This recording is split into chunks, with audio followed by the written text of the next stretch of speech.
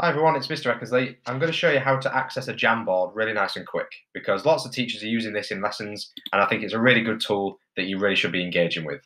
So when they start a Jamboard, it's going to appear in the chat on the right hand side.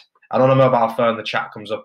You need to press the little message icon and you'll just be able to click on this link.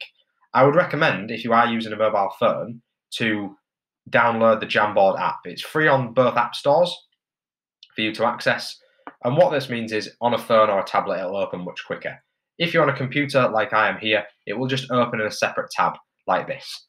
What your teacher's looking for then is to add your answers to this Jamboard. And the best way of doing that is using a sticky note. So the sticky note is this icon on the left-hand side. If you're using this on a phone, this bar usually comes up at the bottom, but it's exactly the same icon. And all you're going to do is press the sticky note button. Once you've pressed it, you're going to get this sticky note.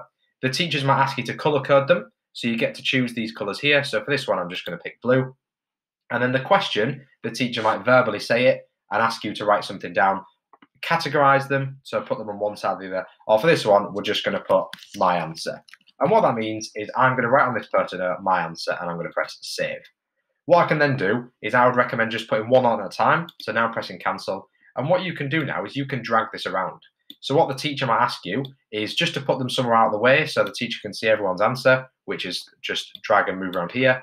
You might have to then categorize them. So they may give you one option on one side and one option on the other. So depending on where your answer goes, you might want to move it.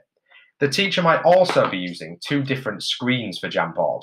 So you'll see at the top here, we're currently on screen 1 of 2, and that's just moved to screen 2. So there might be two different questions to answer, one on question 1 and one over on Jamboard number 2. And we can see both of those here if you press the little down arrow.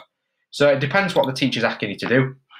What you can do as well is once you've made this, you can edit it. So if you realize you've spelled something wrong or want to change your answer, then click that and then delete if needed, okay? That's how you use Jamboard. Again, when the teacher asks you to, then what you'll just need to do is close the Jamboard or close the tab on your phone or device, and then it will take you back to the Google Meet to discuss your answers. So again, really quick, you click in the link in the chat, and I would recommend that you download Jamboard on your devices so it's really easy to use.